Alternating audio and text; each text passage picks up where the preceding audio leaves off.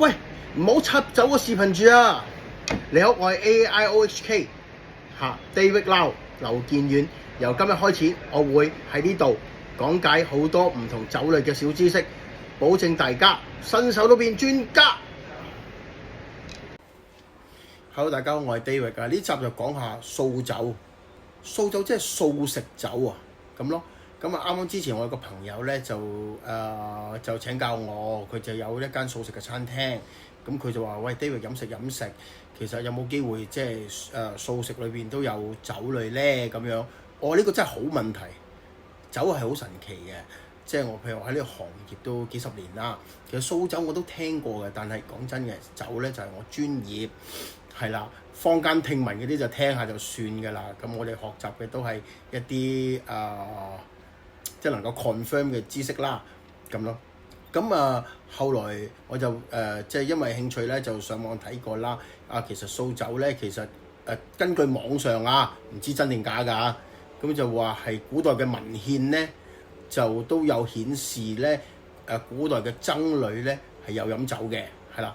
但係佢哋係唔會飲高濃度嘅酒精，係啦，飲低度酒嘅，而係通常都係以生果類別咧去釀造嘅咁樣咯，係啦。啲即係因為唔同地方、唔同時間出現唔同嘅想法，有時都好神奇嘅。咁你有興趣就自己可以上網睇下。因為其實素呢樣嘢喺唔同嘅宗教係啦，唔同嘅派別都有少少唔同嘅諗法嘅，係啦，有好多唔同嘅諗法嘅。即係有時譬如譬如我最熟嘅宗教，譬如好似係基督教，係啦。其實而家都係好似唔係好鼓吹飲酒咁嗰啲嘅。但係大家可唔可以我哋假定聖經全部講嘢真㗎啦 ，OK， 唔好質疑我咁啦，大佬係啦。即係我哋假定聖經全部講嘢真㗎啦 ，OK。咁神即係耶穌基督 ，OK， 耶穌基督耶穌基督啦，稱呼耶穌基督比較好。咁耶穌基督咧，第一個神蹟咧，都係以水變酒嘅。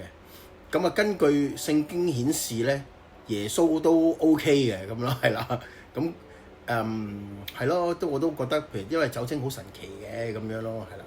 咁但係唔知點解，譬如去到即係啦嗱，即係我哋假定啦，以穆罕默德嘅，即係大家都係上天堅嗰個啊嘛，係咪先？咁但係伊斯蘭教就係即係比較嚴禁，係唔能夠飲酒嘅咁樣咯。咁但係譬如根據聖經記載啦，我哋講緊聖經好啲，講緊聖經啦。聖經就係如果最嚴格，天使咧係應該唔飲得酒嘅，係啦，因為大家對聖經有研究都知道，天使係要食無酵餅嘅，即係唔可以有酵母喺裏邊嘅，而酒正咧係有酵母喺裏邊嘅，係啦。所以點解譬如某啲大品牌成日話生命之水就係咁嘅原因，係啦。咁係啦，所以好嚴格嚟講，最嚴格嚟講，酒因為有酵母，所以就未必一定係素食。咁但係有反觀好似佛教咁啦，譬如有啲素食店咧都有魚類嘅，係啦。咁魚係好明顯係生命啦，係咪啱唔啱先？好明顯係生命嚟嘅咁樣咯。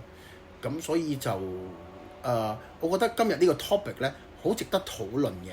咁如果譬如大家有唔同嘅思維或者咩，都不妨喺下邊咧就留下言，就話俾我聽，增進我嘅知識係啦。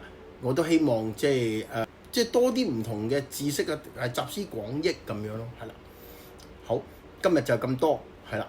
咁大家如果對素酒有啲乜嘢嘅真係留言知唔知？OK， 係啦。喂，講多句先，我哋公司好抵275蚊咋，係啦。咁當然咧就用 coupon 嘅。